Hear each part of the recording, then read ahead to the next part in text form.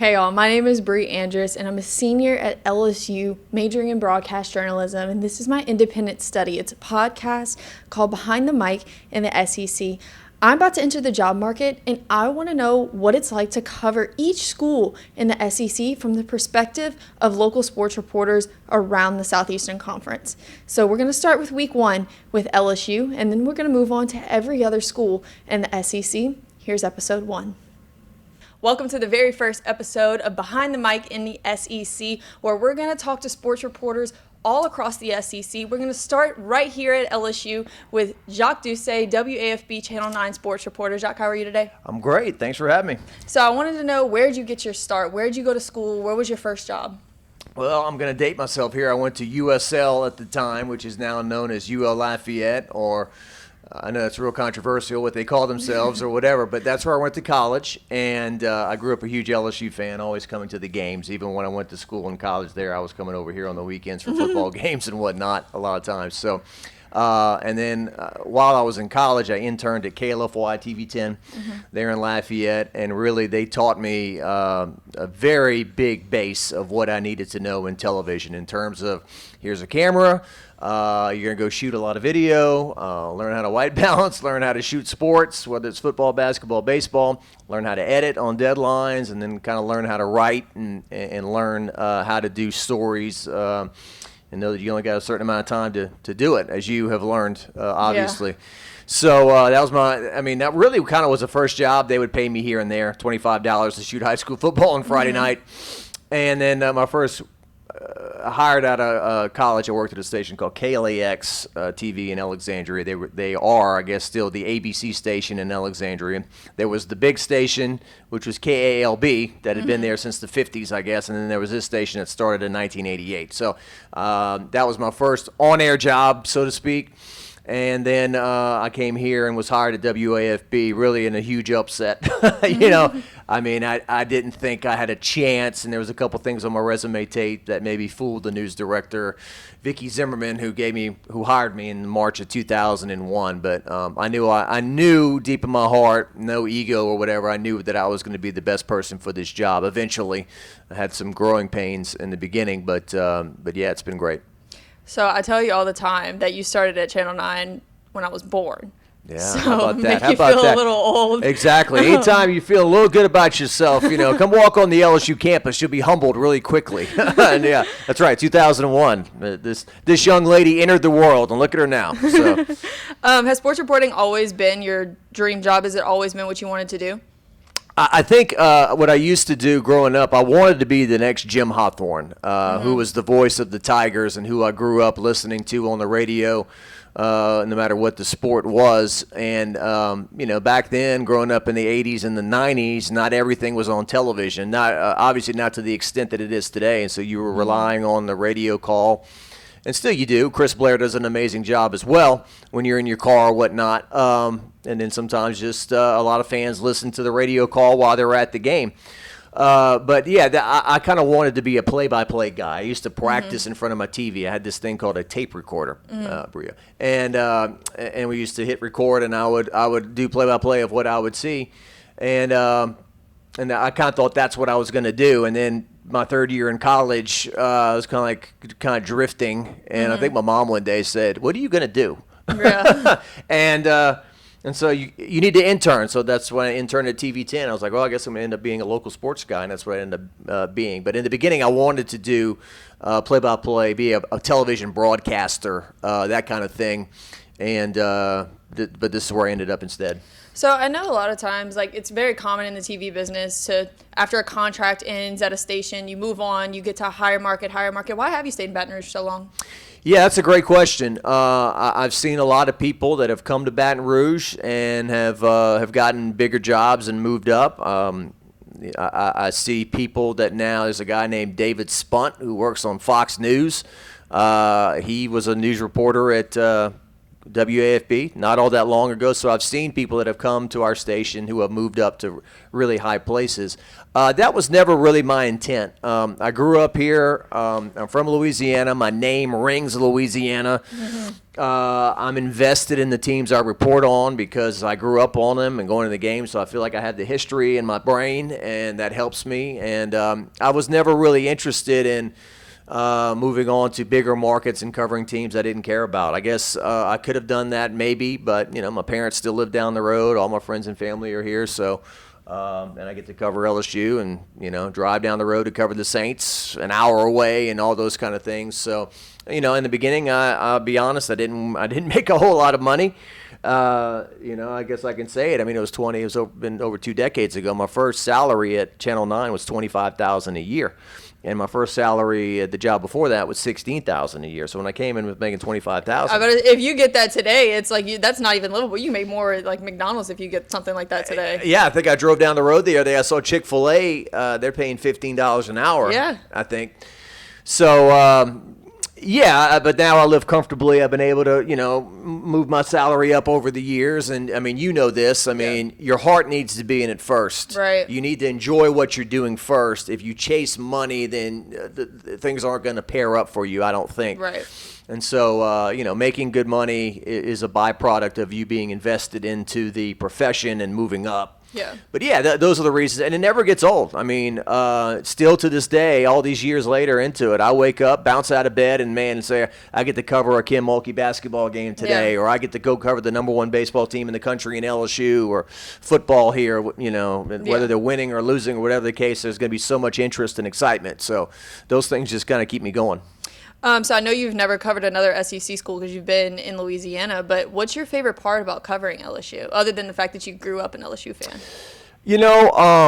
I love covering the home games, but during football season, I really enjoy going on the road too. Mm-hmm. Like with football, I love going to the Swamp in Gainesville or Jordan-Hare Stadium at Auburn or, Bryant-Denny Stadium in Tuscaloosa. Bryant-Denny's awesome. I think it's a really cool stadium.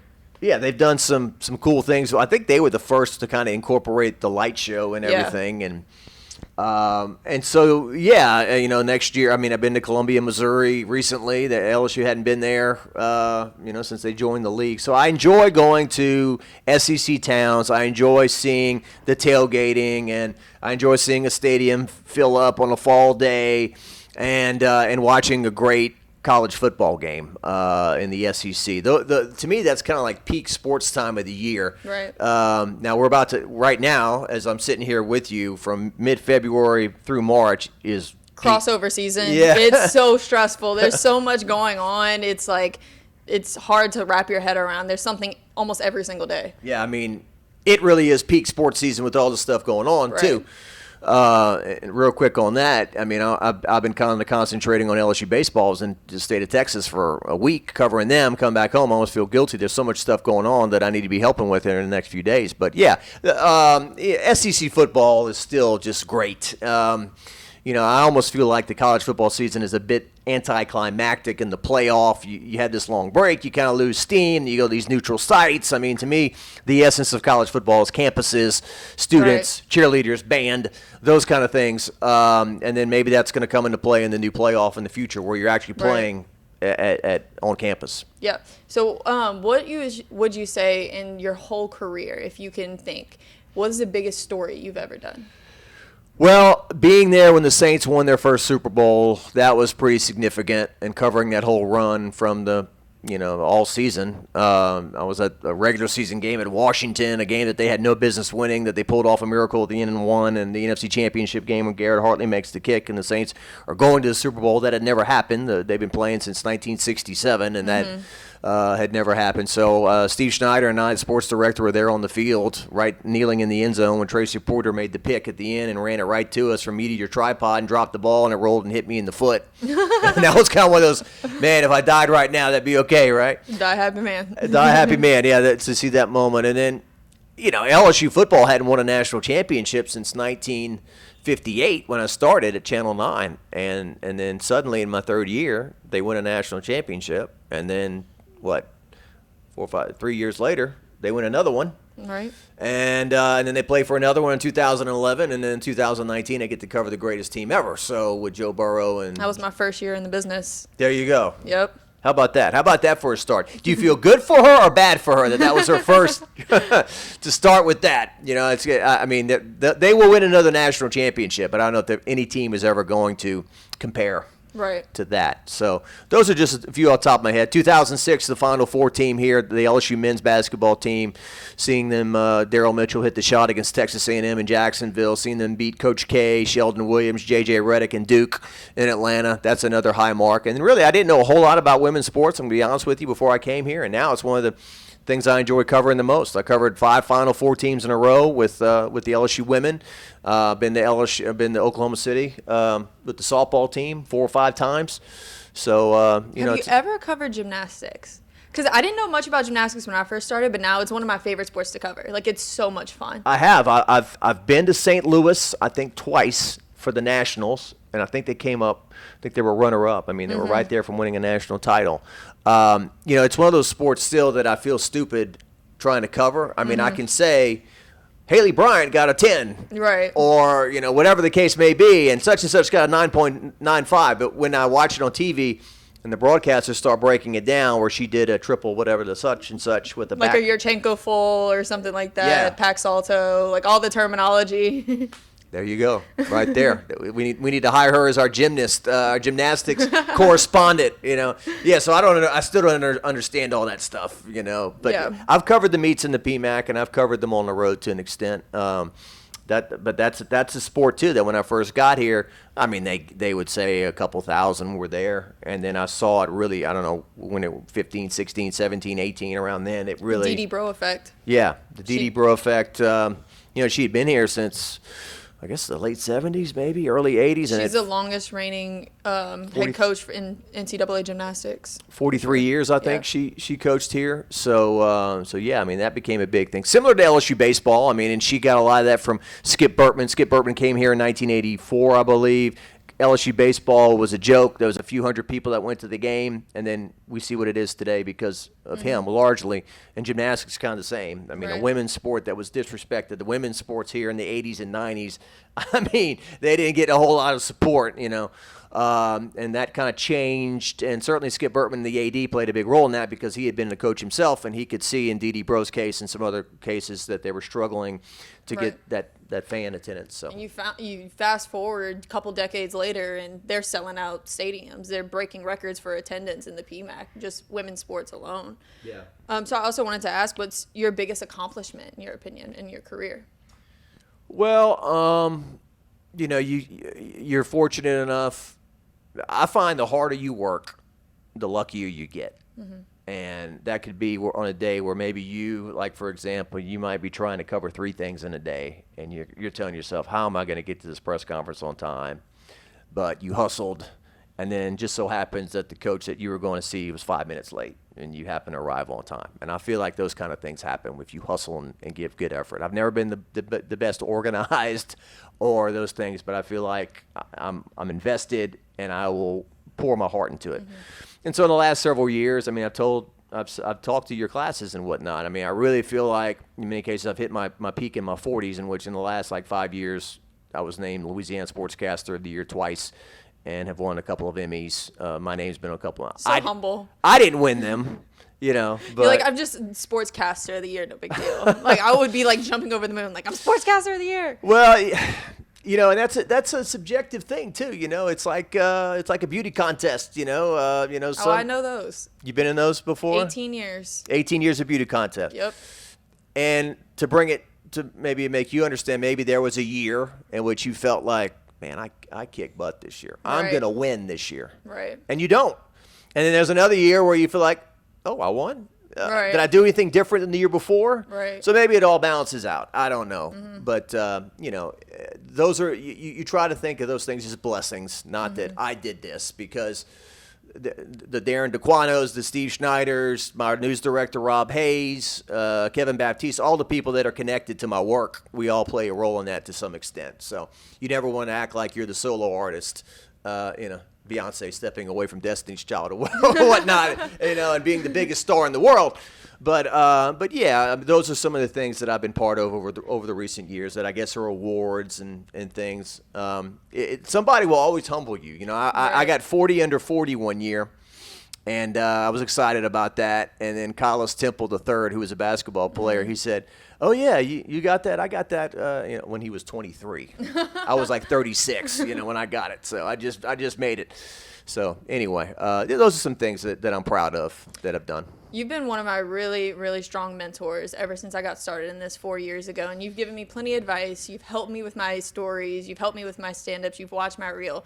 But do you have any other advice? I'm graduating soon. Any other advice going into the job market? Well, I think it's important to be as versatile as you can be, and which I think you've done. I mean, you have the skills to type a story, right? If you were in print, you have the skills to do what we're doing right now, to do a television story. What we're doing right here is a long format deal. Those are becoming more and more popular. The podcasts, so to speak, the Joe Rogans of the world that people are watching. And so I think that you've done a real good job in that regard. I mean, my advice to any student, because I was there, and I remember, especially when you're a guy in your 20s, you got a lot of testosterone going and a lot of energy and perhaps your temperament. You can fly off the handle, which I had a tendency of doing early in my career. And every now and then when I'm running around on deadline and you may get worked up and fired up at somebody, but try to stay in control of your emotions would be my advice. Never burn any bridges. I know it's easy to not get along with somebody and then tell them off or whatever, but that same person may be in a position one day that's going to help you get a job or not get a job or whatever. And so make as many friends as you can be. And as far as the social media goes, I mean, I guess you could say I've excelled at that. I have a lot of followers on my Twitter, but I find myself more and more just using that device or using that app to share information, share stories, share video, and that's it. Like, I'm not into getting into debates now and arguing with people because it will suck you of your energy. It's not productive. It doesn't build followers. And right now you and I could be having a conversation and I may be fired up about something. Hey, I'm going to share that. And then it's still up there 3 days later and it's still getting notifications and I don't feel like talking about that anymore. Right. So those are the downfalls of social media to stay away from, I think. All right. Well, thank you so much for joining us, Jacques Doucet of WAFB Channel 9 Sports. I also talked to Leah Vann from The Advocate, so let's see what she has to say. So how did you start your career in journalism? That is a very long question for me personally. So I guess I was in college at University of Texas, and I was actually studying. Yeah, I know. I know where I'm at. We're used to it. But I was actually a pre-med major. I was going to go to I was going to go to medical school. And so my major was actually in biology. That's what I graduated with. But I tried out for the school newspaper twice before I got on. Because I knew I wanted to do something in sports, and that was kind of where my heart was at, but I didn't want to admit it to my mom. Because it's kind of hard to tell your mom, I'm not going to go to medical school. Right? Yeah. And so basically, I got on the student newspaper, and I started as a blogger, Longhorns in the NFL, started covering track and field the next semester, and then through the summer, and then I ended up on the Texas volleyball beat, which is one of the biggest beats at Texas. Yeah, they're good. Because they're actually a team that wins games. And so there was a national championship that year and lost, but I got to travel with the team, and I got to really, follow a team for the first time. And it was just exciting. Yeah. And then I went and covered the Texas relays again. And so at what point did you change your major? I didn't change. So that's the thing. Okay. I was covering the Texas relays my junior year, going a little out of my order here. I just realized, this is what I want to do for the rest of my life. This is fun. This is going to take me to all these interesting places. I get to learn other people's stories. And I love writing. I've always loved writing. And so I was I have to finish out the degree, because at Texas, you can't get into the communications school if you have a certain number of credits completed. So what I did was I found a journalism professor to let me into his class. Oh, nice. And I had to go through like some documentation, and I like talked to him and I said, here's everything I've written for the Daily Texan and I need your help. And so that's basically how I kind of got started. Was I took one journalism class at the University of Texas. I worked for the Daily Texan. I think working for student media like yourself, I think that's the most important experience you can have. That's really what's going to get you to the next level, not necessarily all the classroom stuff. Right. And so yeah, my professor told me, like, if you want to go to graduate school, you can do it, but like, why don't you work in this business for a few years and find out if you truly like it. Right. Because I had no internships, none. So I really had to like just apply to newspapers all over the United States and try to find a daily one that kind of taught me the rhythm of being a writer. And so, yeah, like my first job was working in North Iowa at what was called the Globe Gazette in Mason City. If you don't know where that is, it's like 2 hours north of Des Moines and 2 hours south of the Twin Cities.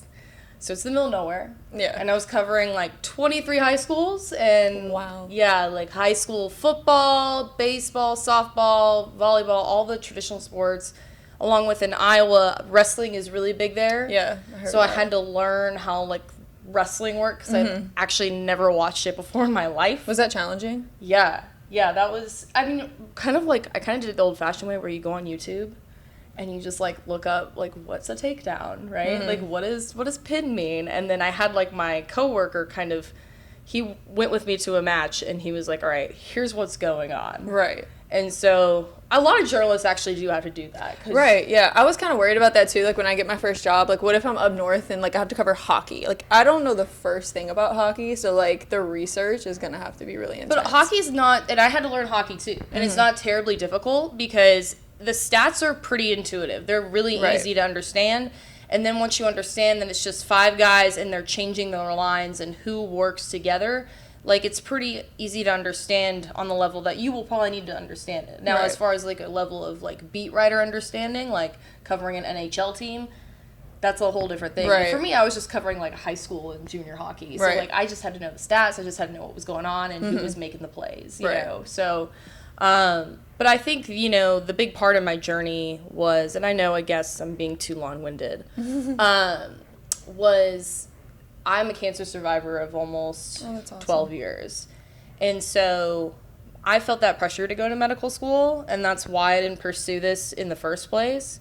But what I did when I was in treatment was I would blog about the Cowboys and the Longhorns, and at the time I was a Michigan football fan too.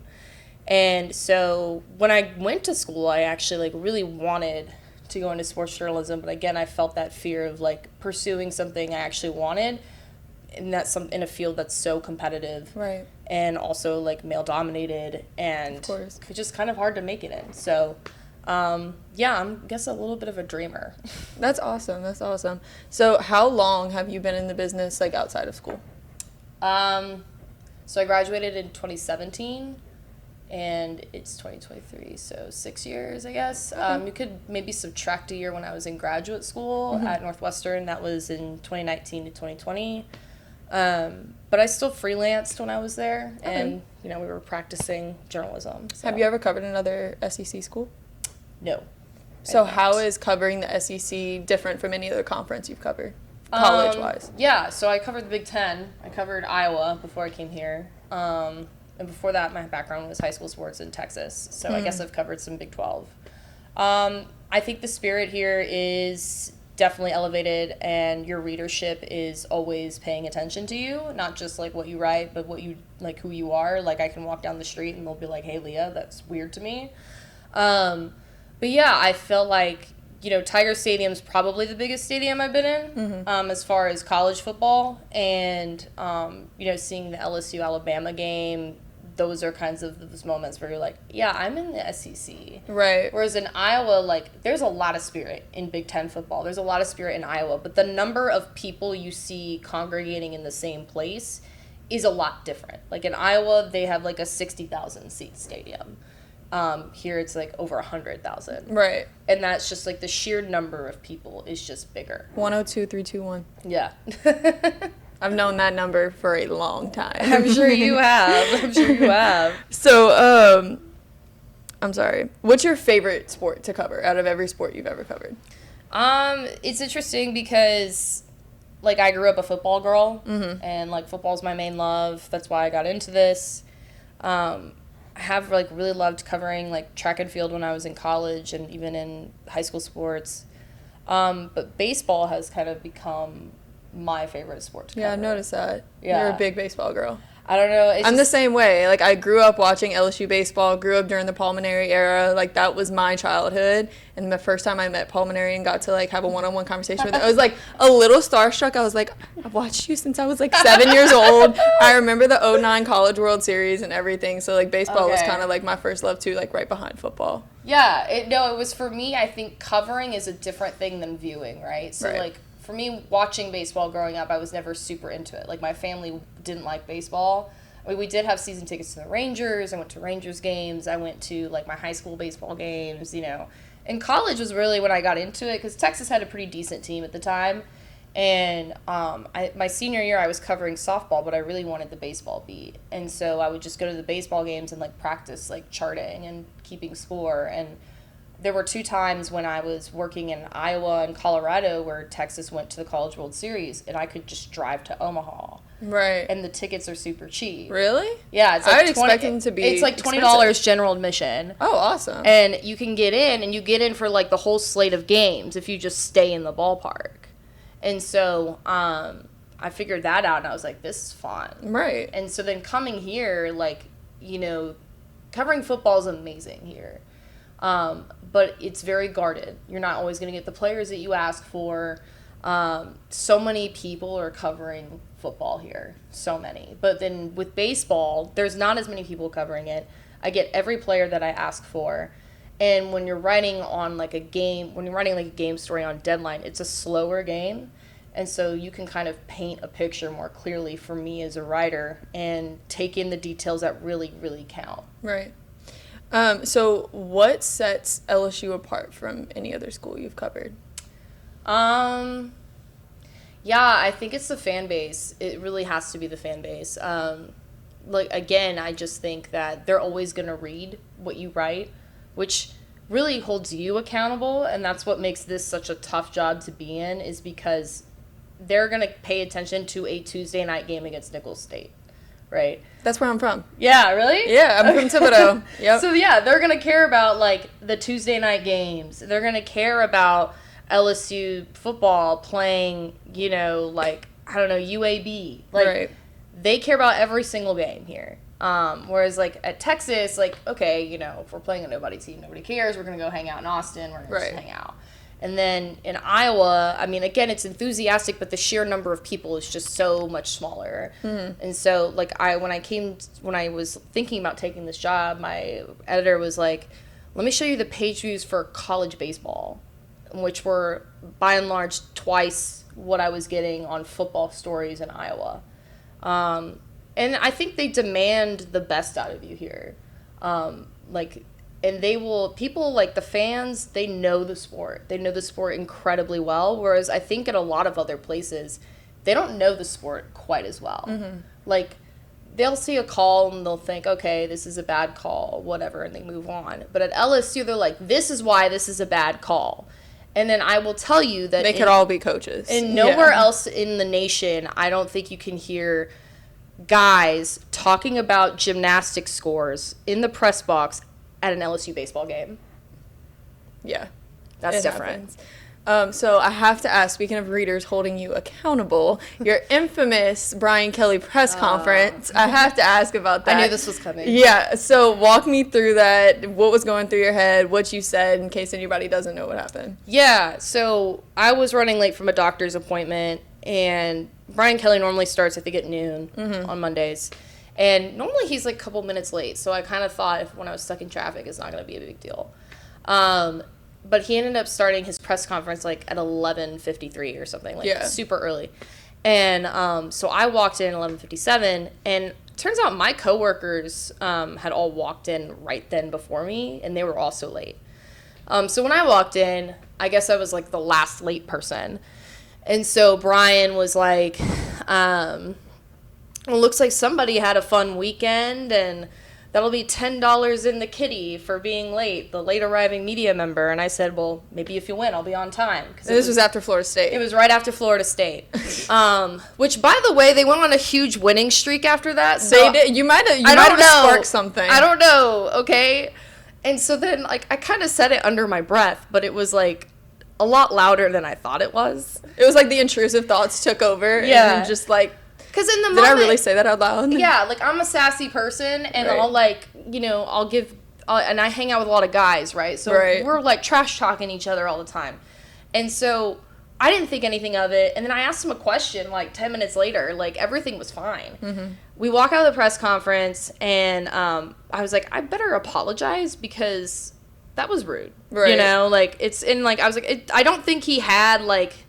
permission. I don't think like calling me out was necessary, being somebody who's like a man in his position, right? And he would have gotten slack for calling you out. Yeah, and I was like, but I know Brian, and like after a couple of like after you've kind of spent the whole fall camp with him, you realize that like he loves to joke around with people. Mm-hmm. He loves to like... He always does. He loves to give us trouble, all of us. Like, he opens every press conference like, wow, you guys don't look very enthusiastic today. Like, let's wake up. Like, so he's always kind of giving us trouble.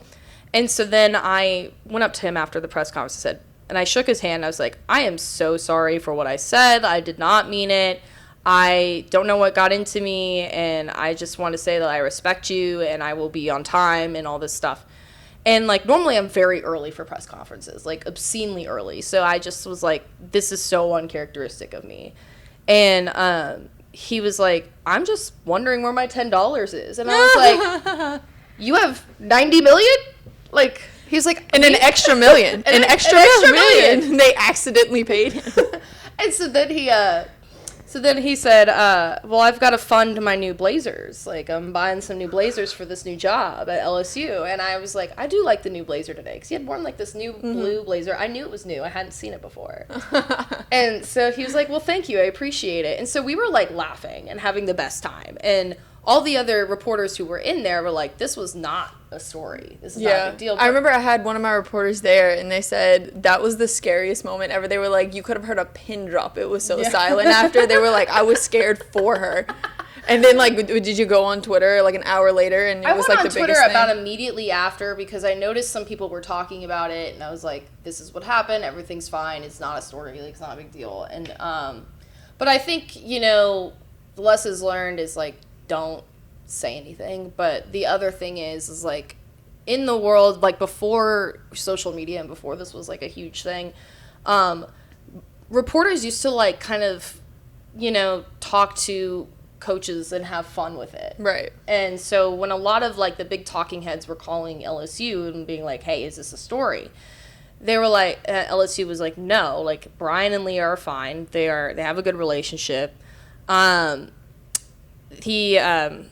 A lot of the reporters, like Kirk Herbstreit and like David Polak and some of those guys were like, we used to do this all the time. Right. And it was not a big deal. This is like fun. And he's like, I actually like the fact that she's trying to have fun with the coach because like at the end of the day, we are covering a game. We're covering a sport. And yeah, we have to be professional and whatever, but at the same time, it's all for fun. Right. Like it's not that deep, so not everything has to be that serious. No. And so, most people I asked a lot of editors around the country because I have a big like networking base and I was like, what would you think? How would you handle this if I were your writer? And like one of them from the LA Times was like, it just shows that you like have the balls to ask big questions, right? And that you're not gonna take anything from anybody. And so she's like, I don't think it's a bad thing. I don't think you deserve to be called out. Which like whether I deserve to be or not, I don't really care. I shouldn't have said it. So, like my relationship with Brian Kelly is great. I think he answered my questions a lot better after that. And I even talked to his assistant and she was saying, oh, he loves you. He thought it was hilarious. Yeah. And so she goes, but he realizes... He's also from the Northeast, so, like, that's, like, kind of, like, their vibe is, like, a little bash slander, but, like, in a fun way. Like, yeah, it's, like, a thing. And so she was like, don't worry about him. Like, he doesn't care. He thinks it's funny. she's like, I'm just checking on you to make sure you're okay. And Yeah. I was like, I'm not great, but You were getting a lot of heat on social media. I felt so bad for you. I thought it was hilarious, to be honest. Well, and I think you're always going to take heat on social media covering LSU. Oh, yeah, 100%. Covering any, like, I took some heat on social media at Iowa for not necessarily anything like that, but just for, like, leaving that job to come to this job. Yeah. And so, you know, that's something that's going to be in the business. Right. So. What would you say is your biggest accomplishment in your career thus far? Well, I don't know if you saw recently, I actually got my first APSC award, which is the Associated Press for Sports Editors. Thank you. So I wrote a story about LSU recruiting kids who were displaced from Katrina. I read that story. Yeah, that specific one. I loved it. It was so awesome. So it was like this is the last year they can do it because these kids were turning like 17. And so, or they were 17 turning 18. And so that was just a trend I found, and it took a lot of research. It was a pain in the butt to write. But my story placed in the top 10 in category A of the Associated Press for Sports Editors, which category A is like Yahoo Sports, ESPN, Washington Post, New York Times. And then you see all those people, and then you see Leah Vann, Times-Picayune, and like The Advocate. So I would say that's my biggest accomplishment. I had a couple other things published nationally when I was in graduate school. I had a piece done on NBC News Think on the importance of wearing masks, coming from my background as a cancer survivor. Because I had to wear masks like when I was going through treatment out in public, and people would just stare at you. Like, it was like, I told people, like, I wore masks before it was cool, you know? Yeah, before it was I'm a cool. trendsetter here, okay? So I, like, wrote this essay, got it published, and then my master's project was reflecting back on Friday Night Lights in Odessa, Texas, like, after 30 years since the book was published. And I wrote that in the pandemic where I couldn't even travel. And that was published in the Sunday Long Read, which only publishes 52 pieces a year because it publishes one piece every Sunday. So I would say those are my biggest accomplishments. What do you say is your ultimate career goal? Like, if you can dream up the perfect job, what would you do? Yeah, I think that's something that you think you know when you're young, and then you get into this and you start to, like, kind of open your mind to new things, especially as media is changing, right? Right. Like, the job that maybe you want or you came to school with, like, wanting may be different now. Right. Right? So I don't know. I think I would like to cover professional sports, whether it be baseball or football. I think those two are probably my options at this point, especially given the connections I make here. I'm a city girl. I want to be in a big city. I don't want to live Same. I don't want to live in a college town forever. I do love Baton Rouge. Much love. I feel like Baton Rouge is more of just like a bigger town than it is like a city compared right. to like New Orleans or Atlanta or Houston or something like that. Yeah, and so I think I came into this, I'm like, I want to cover the Dallas Cowboys. I don't know if I want to do that. You know, like, I just kind of, like, put me in a big city, covering a professional team for some media outlet, whichever media outlet pays well and lets me live. Like, I think they'll be set, you know. And do you have any advice for an aspiring sports reporter, especially as a female coming out of school? Yeah, like, you know, a lot of people ask the female question, and I'm not gonna lie, I think the first thing that I want to tell every, like, woman in sports is to support other women in sports. Absolutely. Because there are lots of environments in which, like, they don't, and you're kind of pitted against each other because it is so competitive. Just make sure you're always lifting other women up. And I think that's, like, really important because we want more women in this business, and we don't need other women tearing us down. I think the other thing is if you want to get into this business, you have to be willing to live anywhere in the country. Absolutely. And you have to be able to, someone always told me to work harder than anybody else. And so your work ethic will speak for itself. If you work really hard at something, which is something I found in undergrad, was like I wasn't working as hard at my science classes as I was for the student paper. Mm-hmm. And at one of them, I was making drastically more improved, like, tangible improvements, whereas with, you know, my science classes, I was still, like, getting B's. Mm-hmm. You know, so I just didn't, there's something, when you find out you love something, you're gonna work so much harder for it. Right. And so I think work as hard as you can, be willing to live anywhere, and be open to the adventure, and lift other people up, lift especially other women. All right, thank you so much. Thanks for watching Behind the Mic in the SEC. Thank you for Jacques Doucet from WAFB 9 Sports and Leah Vann from The Advocate for joining us. And tune in next week for Mississippi State and Ole Miss.